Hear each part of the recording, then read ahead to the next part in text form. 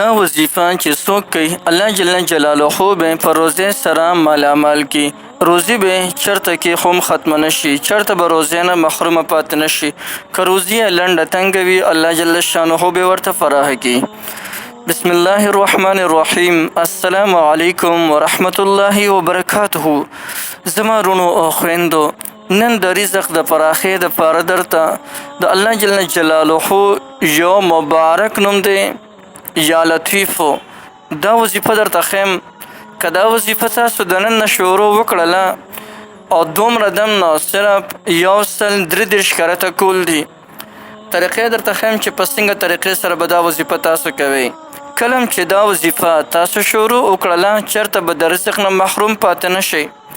یعنی که تاسو په هر ځای کې هم یې نو هغه ځای کې به تاسو ته د خپل روزي ملاویږي، خپله ایسته به تاسو ته هغه ځای کې در رسیږي.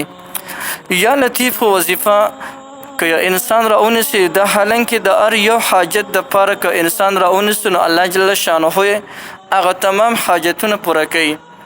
خصوصا که د رزق د پراخې د پاره دغه وظیفه تاسو رانیسئ نو د هغې دپاره طریقه لږه شان جدا ده چې په دغه طریقې باندې به تاسو دا وظیفه کوئ نو انشاءالله چې د دې وظیفې په برکت باندې به الله جل جلاله ستاسو روزه کې ډېر لوی خیر او برکت واچوي او دونه به د روزي فراخه شي چې د ستا په وهم فهم او ګمان کې به هم نه تېرېږي. کله کله داسې وشي چې زموږ مدني کور ته ډېره زیاته کمه راځي او د کور افراد ډېر زیات وي. د دې وجه نه زموږ هر یو فرد ته په وافر مقدار کې روزي نه رسي، یعنی هر یو کس پوره نه مړېږي. او بعضې رونه داسې وي چې هغوی وایي نه اوږې شو نه ماړه شو، یعنی پاسې خو روزي د هغې لنډه تنګه وي. دا په غریب او مالداره پورې نه ده. یو کس به مالداره وي لیکن الله جل شانه به روزي لنډه تنګه کی باوجود د دې چې خمال دولت به ورسره پیسې به ورسره. او کله به یو کس غریب وي دغه به هم روزي لنډه تنګه وي.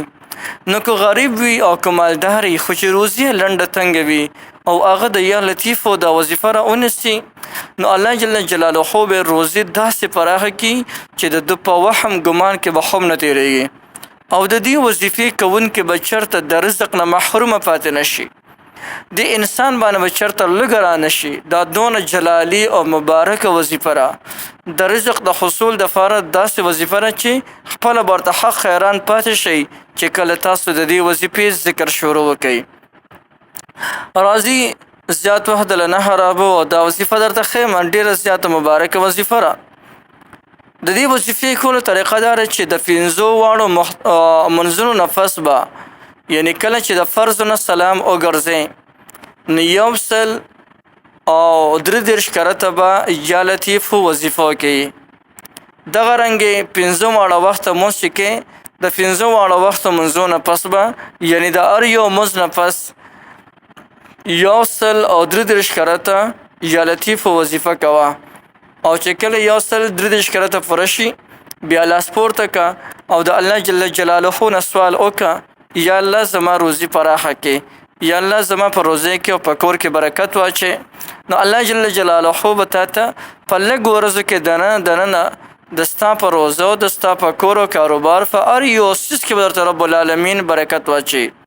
د ستا د معاش چې څومره ذریعې دي که د ستا کاروبار خراب وي نو د دې د وجې نه به د الله جل شانه کاروبار هم روان کړي او څومره لارې دې بندې دي هغه تمامې بندې لارې به د الله جل جلاله کولو کړي.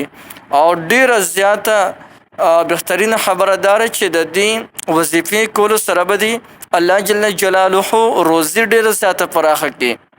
نو څومره لوی د کمال خبره ده او یقینا چې په دې کې ډېر لوی رموز او ډېر زیات اسرار او فواید پراته دي.